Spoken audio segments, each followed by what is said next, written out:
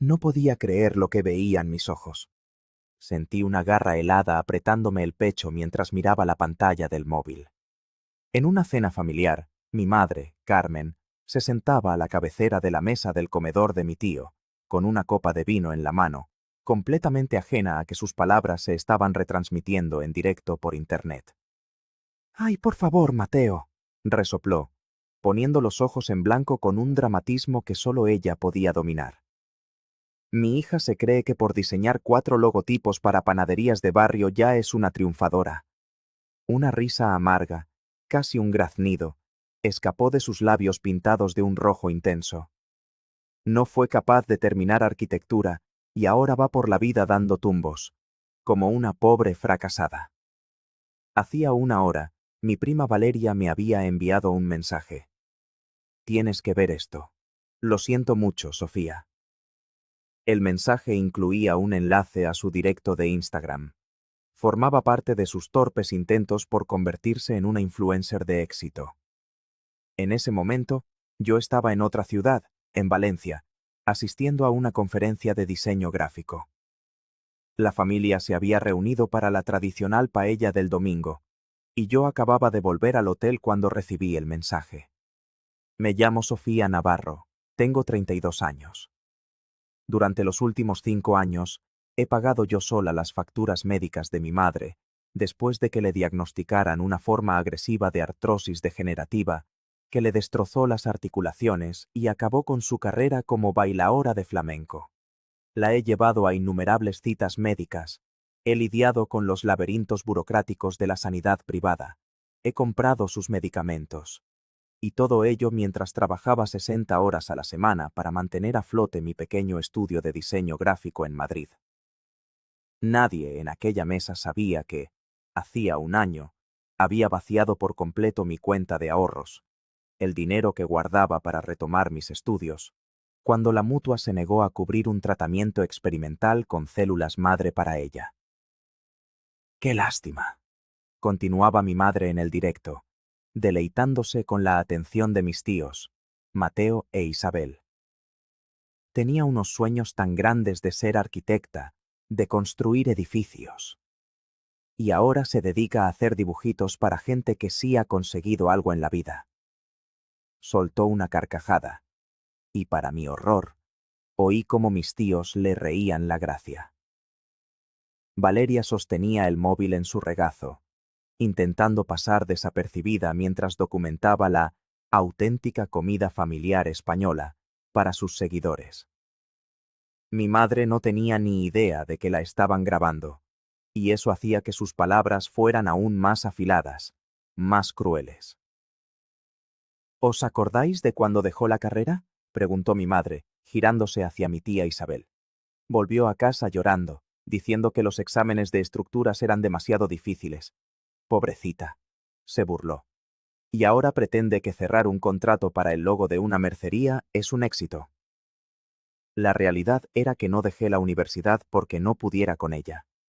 La dejé para cuidar de mi madre cuando enfermó. El diseño gráfico me daba un horario flexible y la posibilidad de ganar un dinero decente, pero cada céntimo extra iba a parar a su tratamiento, no a mi matrícula. «A Sofía simplemente le falta garra», suspiró mi madre, alargando la mano de forma teatral para coger su copa de vino. El mismo vino que, por cierto, había comprado yo para que lo llevaran a la cena familiar.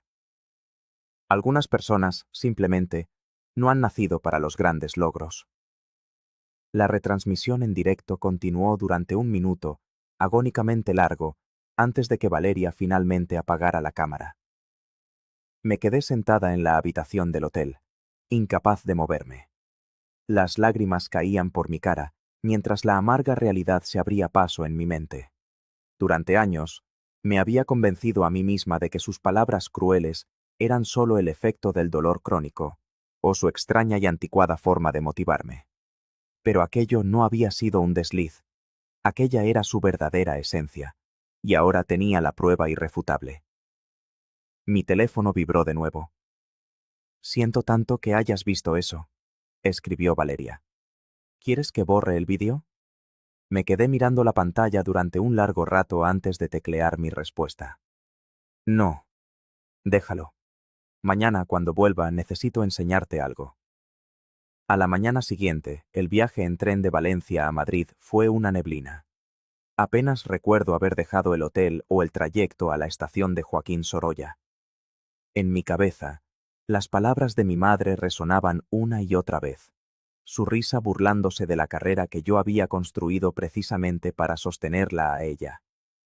5 años atrás, mi vida era completamente diferente. Tenía 27 años. Estaba en cuarto de arquitectura en la ETSAM y me iba brillantemente. Siempre había soñado con crear espacios, con dar forma al mundo que nos rodea. Y entonces, una llamada lo cambió todo. Mamá se había desplomado durante un ensayo. La llevaron al hospital. El diagnóstico: artrosis degenerativa severa, que requería un tratamiento constante y un cuidado intensivo. Es tan injusto, sollozaba en la habitación del hospital. ¿Cómo voy a pagar todo esto? La sanidad pública cubría lo básico, pero los especialistas, las terapias innovadoras y los medicamentos más eficaces eran privados y carísimos. Le apreté la mano y se lo prometí. Lo superaremos, mamá. Juntas. Mi padre había muerto cuando yo estaba en el instituto. Desde entonces, mi madre y yo siempre nos habíamos apoyado la una en la otra. A pesar de sus críticas y sus palabras a veces duras, yo creía que existía un vínculo real entre nosotras. De niña, ella se había sacrificado mucho por mí, haciendo horas extras en la academia de baile, asegurándose de que yo tuviera oportunidades para el futuro. Ahora me tocaba a mí ayudar. Pocos meses después de su diagnóstico, tomé la difícil decisión de abandonar temporalmente la universidad. Trabajar como diseñadora gráfica freelance me daba la flexibilidad que necesitaba. Podía llevarla a sus citas, cuidarla y, al mismo tiempo, pagar nuestras facturas.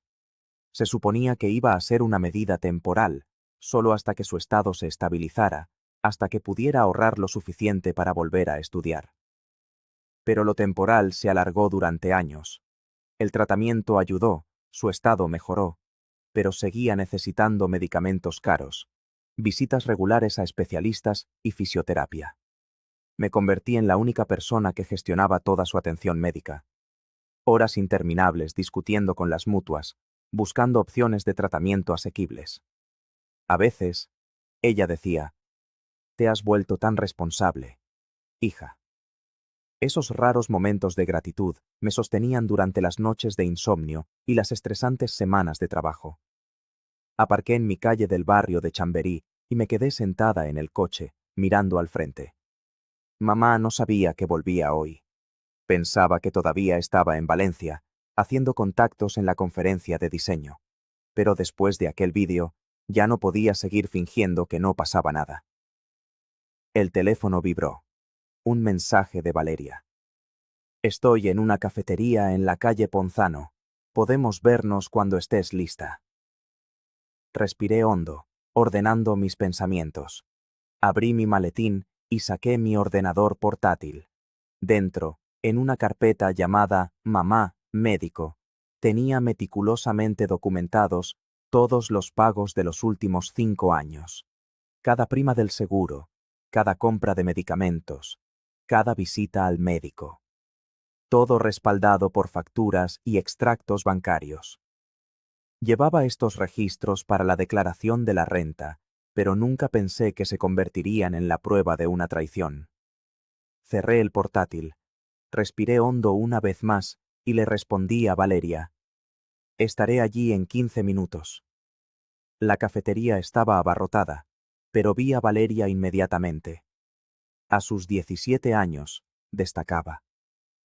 Pelo teñido de azul eléctrico, unos auriculares enormes colgados del cuello. Cuando me vio, su rostro se contrajo por la culpa. «Lo siento muchísimo, Sofía», soltó en cuanto me senté. No sabía que iba a decir todo eso. Solo estaba haciendo un directo normal. Y de repente la tía Carmen empezó a hablar de ti. Fue tan cruel. «No es culpa tuya», la interrumpí. «De hecho, debería darte las gracias». Valeria parpadeó, sorprendida. ¿Darme las gracias? ¿Por qué? Puse el portátil sobre la mesa y lo abrí. Por enseñarme la verdad. Abrí la carpeta y le mostré los archivos. Hojas de cálculo, documentos escaneados, correos electrónicos, 5 años de pagos, calendarios de citas, documentos del seguro. Yo lo pagué todo. Los medicamentos, el tratamiento, la mutua, todo. Los ojos de Valeria se abrieron como platos mientras navegaba por los archivos. Estos son miles de euros, más de 100.000. Asentí. Renuncié a todo por ella. A mis estudios, a mis ahorros, a mi vida personal. Todo estaba en pausa porque pensaba que me necesitaba. Valeria levantó la vista hacia mí. En su cara no solo había conmoción, sino también rabia. Y después de todo esto, ¿te llama fracasada? Es asqueroso. Asentí, sintiendo una extraña calma. Siempre pensé que sus críticas eran, no sé, su forma de motivarme. Que en el fondo, apreciaba lo que hacía por ella. Solté una risa amarga. Parece que me equivocaba. Valeria apretó los labios. ¿Y qué vas a hacer ahora? Cerré el portátil con cuidado. Todo encajaba en mi cabeza. Se acabó. Voy a terminar con esto. ¿Se lo vas a decir? Negué con la cabeza. ¿Para qué? ¿Lo negaría todo o diría que soy demasiado sensible? Saqué el móvil y abrí la aplicación de mi banco. Todos estos años había estado ahorrando una pequeña cantidad de dinero, con la esperanza de volver algún día a la arquitectura.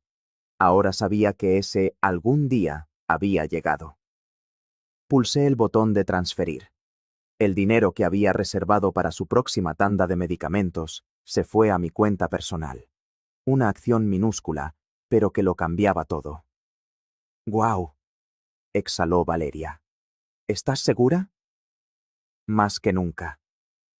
Saqué de mi bolso una carta de la secretaría de la ETSAM. La había recibido hacía meses, pero iba a posponer de nuevo mis estudios por el tratamiento de mi madre. Empiezo en otoño, dije, y no pienso volver a aplazarlo. Valeria me cogió la mano y me la apretó. Te enviaré el vídeo completo, por si lo necesitas. Nos despedimos y al salir de la cafetería, sentí como si años de un peso aplastante se desprendieran por fin de mis hombros. Me había elegido a mí misma.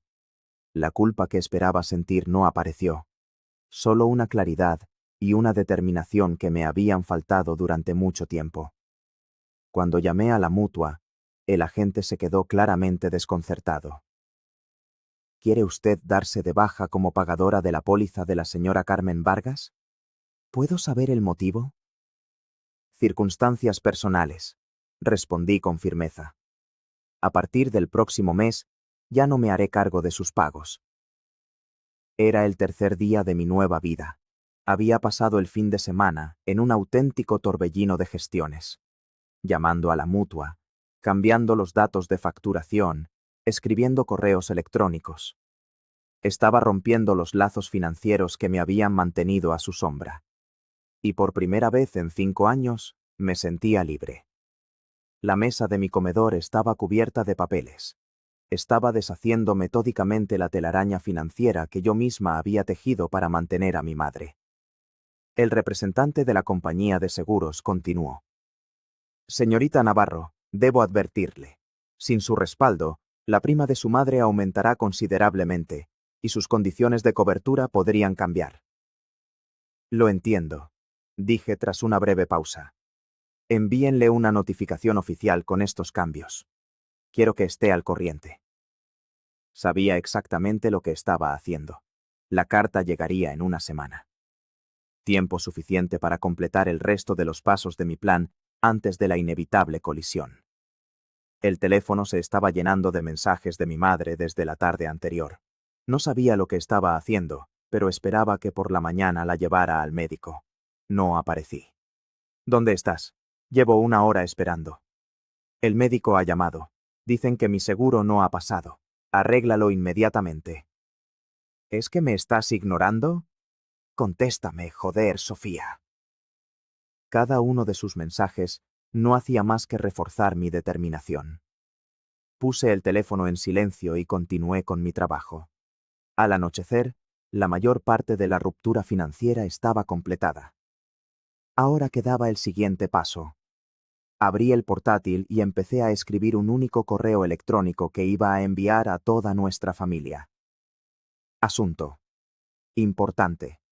Futuro de la atención médica de mamá. Querida familia. Tras una larga reflexión, he tomado la decisión de dejar de gestionar los asuntos médicos y financieros de mi madre.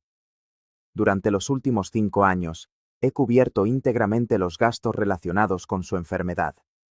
Esto ha supuesto un total de más de 120.000 euros, incluyendo las primas del seguro, el coste de los medicamentos, las visitas a especialistas y diversas terapias. Ha sido mi elección, pero ahora pongo fin a este apoyo. Entiendo que mamá pueda necesitar ayuda, por lo que considero importante informaros. Adjunto una hoja de cálculo detallada con cada pago, cada cita y todas las horas que he dedicado a su cuidado. Si alguno de vosotros está dispuesto a ayudar, ahora tenéis todos los datos necesarios. Espero que lo entendáis. Atentamente. Sofía. Adjunté la hoja de cálculo, donde estaban desglosados, negro sobre blanco, años de mi sacrificio. Las pruebas eran irrefutables. También guardé la versión completa del directo que me había enviado Valeria. Descargué el archivo en mi ordenador, subí una copia a la nube y la guardé en un pendrive. Aún no sabía cómo lo usaría, pero sentía que me sería útil. De repente, sonó el timbre. Me estremecí y me acerqué a la mirilla. Mamá. Estaba en el umbral, con el rostro desfigurado por la rabia. No abrí. Sofía, sé que estás ahí. Abre inmediatamente. Observé en silencio cómo su sombra se movía detrás de la puerta. No has cogido el teléfono en toda la tarde. En la farmacia no me han dado mis medicamentos. ¿Qué has hecho? Respiré hondo y respondí con voz clara y sin temblor. Ya no me encargo de eso, mamá. Pronto recibirás una carta de la mutua. Te aconsejo que la leas con atención. Hubo una breve pausa, y luego una explosión de ira.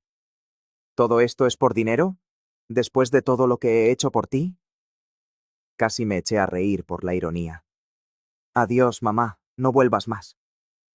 Sus gritos me persiguieron mientras volvía al portátil, pero con cada paso me sentía más y más ligera. Me había quitado de encima una carga que llevaba demasiado tiempo soportando. Las consecuencias no se hicieron esperar. Unas horas más tarde, mi teléfono explotó con mensajes. Mi tía Isabel estaba horrorizada de que hubiera abandonado a mi madre. Mi tío Mateo me llamó egoísta y cruel. Mi primo Tomás se ofreció a mediar en cualquier pequeño conflicto que tuviera con mi madre. Solo 2 personas me apoyaron. Valeria y, sorprendentemente, mi tía abuela Elena. Su mensaje fue breve. Hace falta valor para defenderse, querida. Si necesitas algo, llama. Bloqueé el número de mi madre y luego, uno por uno, silencié a todos los parientes a los que ni siquiera se les ocurrió preguntar mi versión de la historia. El silencio que siguió fue sorprendentemente agradable. 3 días después, estaba sentada en la secretaría de la Escuela de Arquitectura de Madrid, firmando los papeles para reincorporarme al programa. Ha pasado mucho tiempo, señorita Navarro, dijo el orientador académico, revisando mi expediente. Pero sus notas anteriores son excelentes. Tendrá que hacer un examen de nivelación para ver si necesita algún curso adicional. Estoy preparada, respondí, sintiendo una oleada de emoción. Ya había empezado a repasar mis antiguos libros de texto. Cuando salí del edificio y paseé por el campus, me invadió una sensación de plenitud. Había vuelto al lugar donde siempre debería haber estado. Ahora perseguía mis sueños. No vivía al servicio de las necesidades de otra persona. Mi negocio de diseño gráfico requería una reestructuración para encajar en mi horario de estudios. Pero ya tenía un plan. Decidí reducir el número de clientes, centrándome en proyectos más grandes y rentables, y contratar a un asistente a tiempo parcial para las tareas administrativas.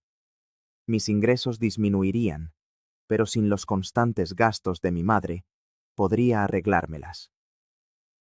Cuando volví a casa, en el buzón me esperaba una carta oficial, de la compañía de seguros. En el sobre figuraba el nombre de mi madre, pero por error habían puesto mi dirección. Abrí la carta. En ella se detallaban los cambios en su seguro y el drástico aumento de la cuota, ahora que yo ya no era la pagadora. Debería haber sentido culpa. Pero en su lugar, sentí justicia. Sonó el teléfono. Valeria, ¿has visto lo que pasa en el chat de la familia? Preguntó sin preámbulos. He salido de todos los chats, confesé.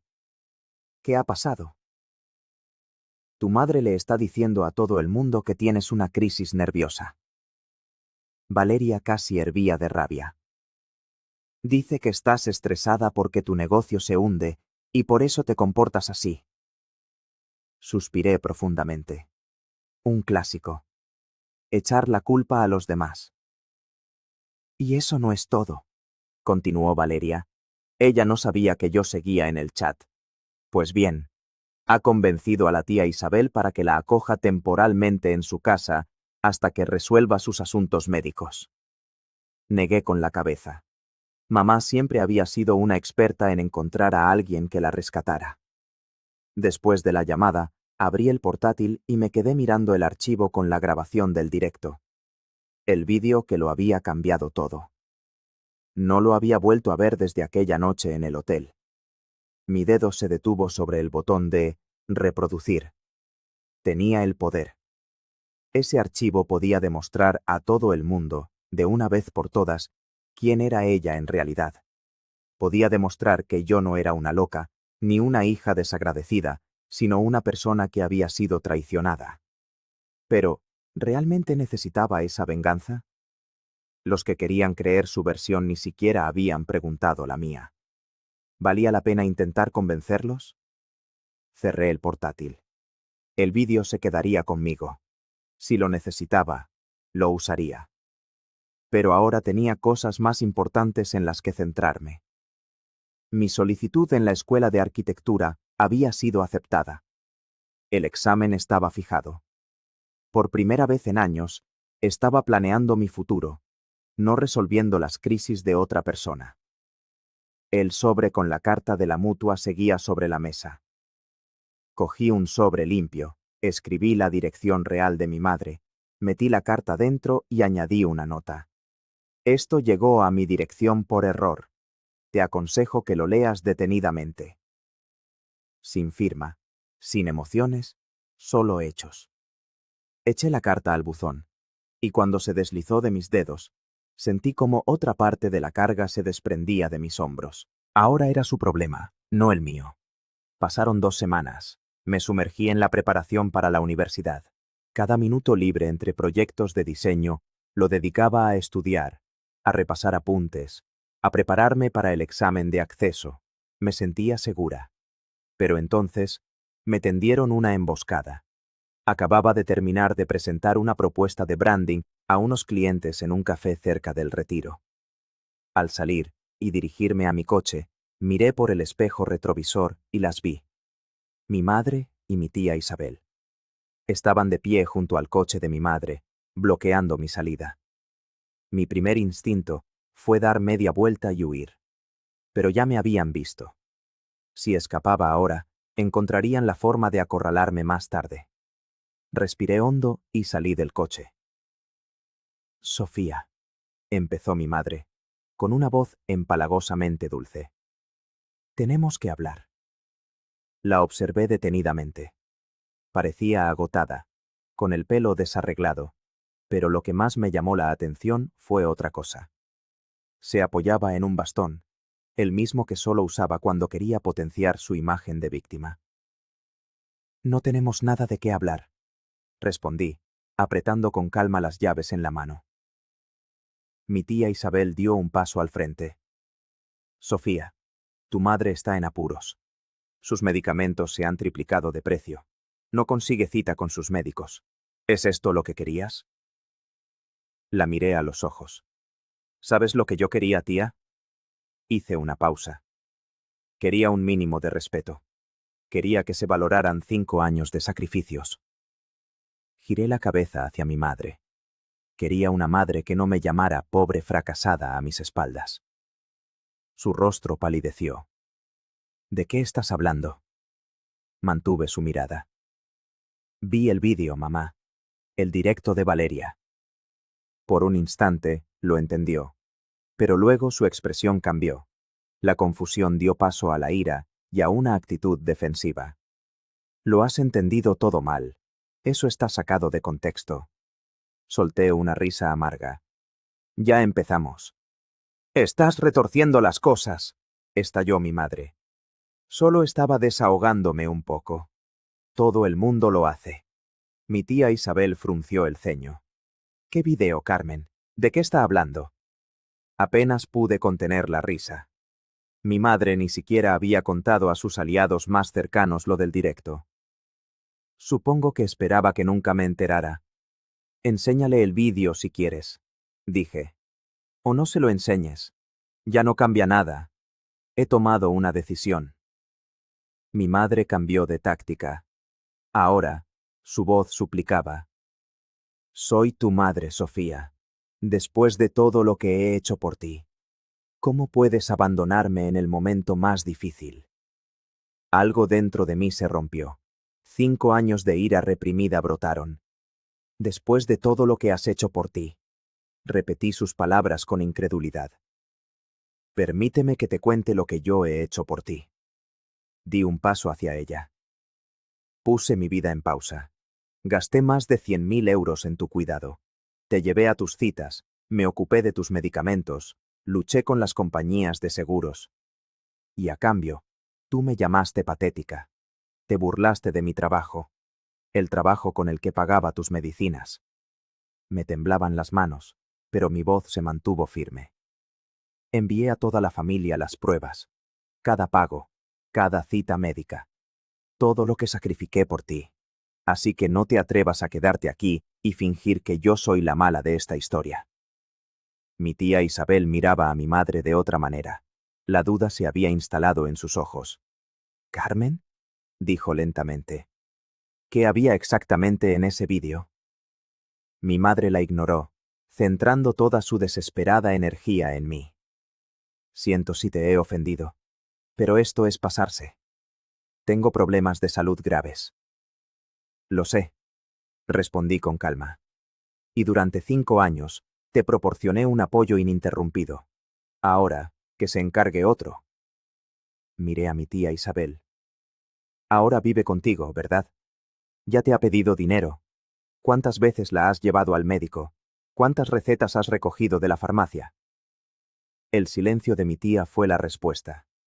Asentí. Eso pensaba. Me di la vuelta hacia mi coche. Os deseo suerte a las dos, pero no voy a dejar que me manipulen más. Esto no ha terminado, me gritó mi madre a mis espaldas. No puedes simplemente darle la espalda a tu familia. Levanté una mano a modo de despedida antes de abrir la puerta. Tienes razón, mamá.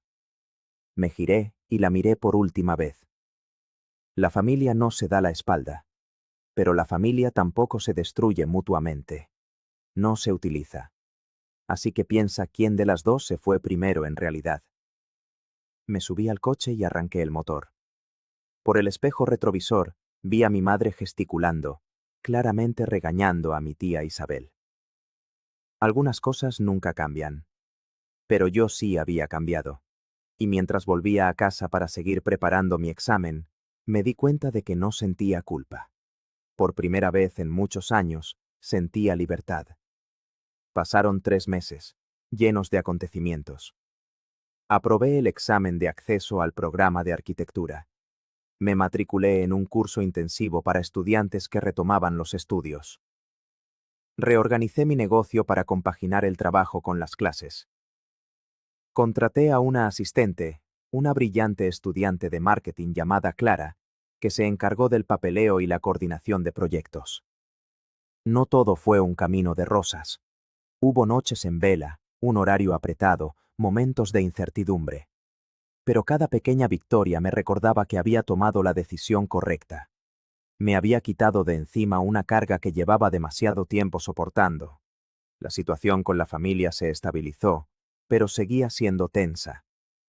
Después de aquella escena en el aparcamiento, parece que mi madre le mostró su verdadera cara a mi tía Isabel. Una semana después, fue ella quien me escribió. Quedamos para tomar un café. No tenía ni idea de por lo que habías pasado, confesó. Carmen me contaba que simplemente te estabas portando de forma egoísta. Debería haberte preguntado tu versión. Me sorprendió la sinceridad con la que respondí. No pasa nada. Y de verdad lo sentía. Mi madre siempre había sido una experta en manipular la percepción de los demás. Cada año, la Asociación de Diseñadores Gráficos de Madrid celebraba una gala de premios. Antes, nunca le había prestado atención. Demasiadas preocupaciones con mi madre. Pero cuando un antiguo profesor, que ahora era un pez gordo en la industria, nominó un proyecto mío para el premio Laus a la resiliencia creativa, me quedé atónita. Este premio se otorgaba a diseñadores que habían superado grandes desafíos personales, manteniendo un negocio de éxito. En una reunión, un colega, Javier, me animó. Sofía, tienes muchas posibilidades. Sonrió. Has sacado adelante tu estudio tú sola, has lidiado con todo, y encima has vuelto a la universidad. Si eso no es resiliencia, no sé qué lo es. No esperaba ganar, pero esperaba con ilusión la ceremonia. Era una oportunidad para celebrar todo lo que había conseguido. En mi carrera y en mi vida. Esa noche, me encontré en el salón de actos del Círculo de Bellas Artes, rodeada de los mejores diseñadores de España. Llevaba un vestido azul oscuro que me había comprado especialmente para la ocasión. La primera compra en años que no era por trabajo. Cogí una copa de cava de un camarero que pasaba, charlé con colegas, me encontré con viejos conocidos a los que no veía desde hacía una eternidad. Sofía Navarro, me llamó una voz familiar. Me giré y vi a Marga Benítez, una de las diseñadoras más exitosas de Madrid. Esperaba encontrarte aquí. Solo oigo cosas buenas de ti, sobre todo de tu trabajo con esa nueva startup de tecnología sostenible. Nos pusimos a hablar de las nuevas tendencias en diseño, y me sorprendí de lo fácil y natural que me resultaba la conversación. Era un contraste tan grande con la persona que había sido en los últimos años, siempre tensa y agotada. El teléfono vibró en mi bolso de mano. Lo ignoré, completamente centrada en el momento. Pero un minuto después, volvió a vibrar. Me disculpé y miré la pantalla. 5 llamadas perdidas de un número desconocido y un mensaje. Soy Valeria, desde el teléfono del tío Mateo. Llama urgentemente. Sentí un nudo en el estómago. Me aparté a un pasillo tranquilo y marqué el número. Valeria, ¿qué pasa? Perdona que te moleste. Se oía tensión en su voz. Estoy en el hospital con tu madre. Se ha caído. Los médicos creen que es una reacción a un nuevo medicamento. Pide que vengas. Cerré los ojos, esperando la habitual oleada de culpa y sentido del deber. Llegó. Pero ahora no era un sentimiento abrumador, sino algo manejable. ¿Está estable? Sí, pero la dejan en observación esta noche. No quería molestarte, pero el tío Mateo ha insistido. Se oyeron voces ahogadas en el teléfono, y luego fue él quien habló. Sofía, soy Mateo. Entiendo que vuestra relación es complicada ahora mismo, pero tu madre te necesita. Los médicos hacen preguntas sobre su historial médico, y no sabemos qué responder. Eché un vistazo al salón, donde los invitados ya se estaban sentando para la entrega de premios. La ceremonia estaba a punto de empezar. Supe lo que tenía que hacer. Lo entiendo, Mateo, pero ahora mismo estoy en un evento importante. Iré al hospital más tarde. Hubo un silencio en la línea. Es tu madre, Sofía. Su voz se endureció. ¿Acaso esa fiesta es más importante? Antes, habría salido corriendo hacia el hospital, olvidándome de mí misma. Pero ya no era esa Sofía. Estaré allí en 2 horas, respondí con calma. Dile a los médicos que responderé a sus preguntas entonces. Hice una pausa. Y, Mateo, gracias por estar con ella ahora. Colgué y respiré hondo. Me giré hacia un espejo en el pasillo, enderecé los hombros y me miré al reflejo. Volvía a reconocerme. Ea,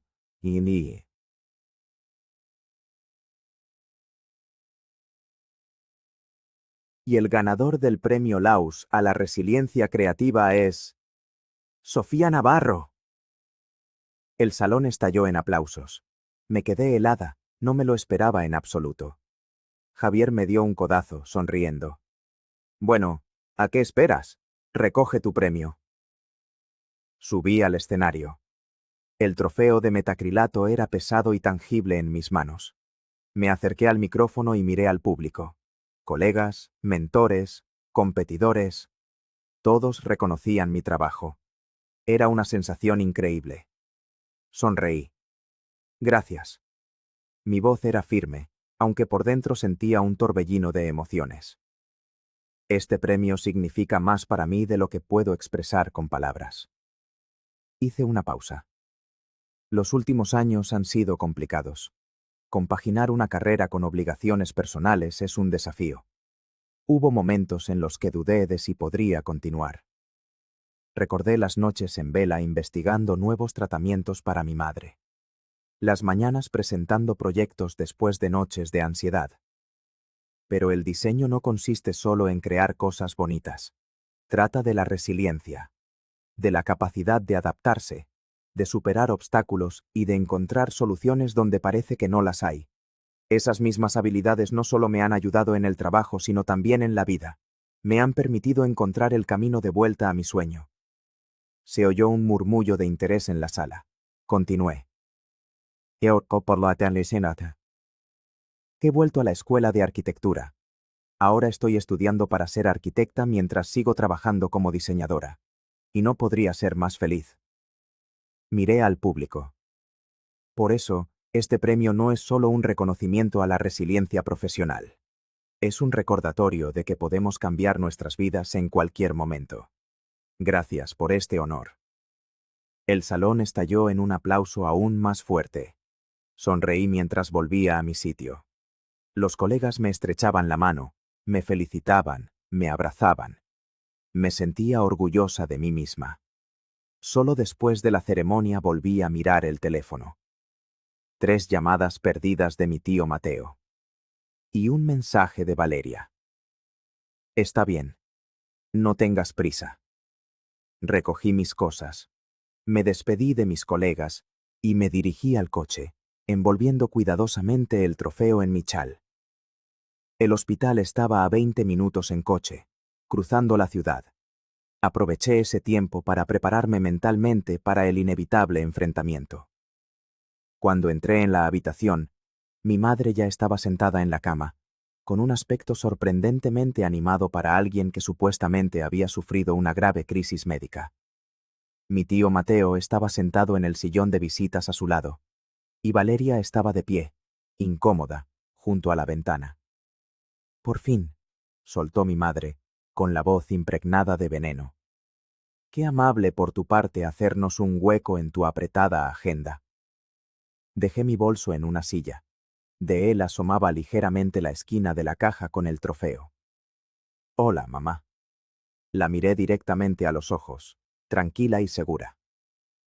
He venido en cuanto ha terminado la ceremonia. ¿Cómo te encuentras? ¿Tú cómo crees? Su voz estaba llena de dramatismo. Me he desmayado. Podría haber muerto. Y tú estabas demasiado ocupada de fiesta como para preocuparte.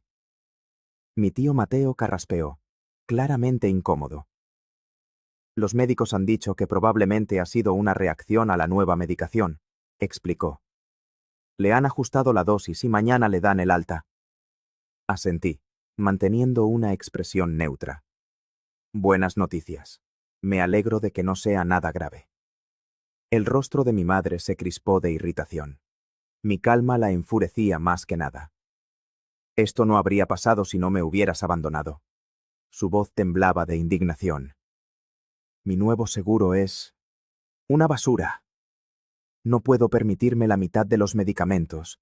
Estos médicos no tienen ni idea de cómo tratarme. No como mis especialistas. Siento oír eso, dije, y lo decía en serio. Supongo que acostumbrarse a nuevos médicos es difícil. Mi reacción contenida la sacó aún más de quicio. ¿Eso es todo lo que tienes que decir? ¿Después de lo que me has hecho? Miré a Valeria. En sus ojos se leía una mezcla de vergüenza y compasión. Me asintió casi imperceptiblemente, como diciendo, «Tú puedes». Exhalé y por primera vez en todo este tiempo, dije de forma clara y directa, «Mamá, te he apoyado durante 5 años. Puse mi vida en pausa para que tuvieras el mejor tratamiento. Hice todo lo posible por ti. Hice una pausa. Y a cambio, tú me llamaste inútil. Te burlaste del trabajo que pagaba tus medicinas. Te reíste de mis sueños». Mi tío Mateo frunció el ceño. «¿De qué estás hablando, Sofía?» Antes de que pudiera responder, Valeria dio un paso al frente. «Del vídeo, tío Mateo. Del directo que grabé sin querer en la cena hace unos meses». Se giró hacia mi madre. «No se lo contaste, ¿verdad?» El rostro de mi madre palideció. «Eso no tiene nada que ver. Sofía solo está exagerando para justificar su comportamiento egoísta». En silencio, metí la mano en el bolso y saqué el trofeo. Lo coloqué en la mesita de noche. El metacrilato captó la luz de la lámpara y la inscripción brilló. Premio Laus a la resiliencia creativa. Sofía Navarro. He ganado un premio esta noche, dije, mirando a mi tío Mateo, por haber sido capaz de mantener un negocio de éxito a pesar de todas las dificultades. Hice una pausa. Incluyendo el haber mantenido a mamá económica y médicamente durante 5 años, mientras ella, a mis espaldas, humillaba mis logros. Vi cómo cambiaba la expresión de mi tío Mateo. Por fin lo entendía. Miró a mi madre. Ella evitaba su mirada, apretando los labios con obstinación. Di un paso atrás. No he venido a discutir. Me han dicho que se necesitaban datos médicos. He venido a proporcionarlos. Miré a mi madre. Nunca te he deseado ningún mal, mamá. Ni una sola vez. Simplemente, no podía seguir sacrificando mi vida por alguien que no lo valoraba. Un silencio atronador se apoderó de la habitación. Por primera vez, mi madre no tuvo una respuesta mordaz. No hubo manipulaciones, ni suspiros dramáticos, ni acusaciones. Simplemente miraba el trofeo que estaba en la mesita de noche, la prueba tangible del éxito que ella había despreciado con tanto desdén. «Me tengo que ir», dije en voz baja. «Mañana tengo clase temprano». Me giré hacia Valeria. «¿Te llevo a casa?» «Sí, claro», respondió ella, lanzando una última mirada a su tía. Cuando salimos, oí cómo mi tío Mateo le decía algo en voz baja a mi madre. La conversación que yo había estado evitando durante meses, por fin había empezado. Pero ya no era mi batalla. Ya no iba a luchar para que me escucharan. 3 meses después, estaba de pie, con un impecable casco blanco, explicando con seguridad los planos de mi primer proyecto universitario a un profesor. Él observaba mi maqueta y asintió con aprobación. «Excelente trabajo, Navarro. Su visión espacial se está desarrollando muy rápidamente». Sonreí, ajustando una pequeña pieza. «Gracias». Por fin sentía que todo encajaba. Al salir de la facultad, me dirigí a mi coche y revisé el teléfono. Un nuevo mensaje de Valeria.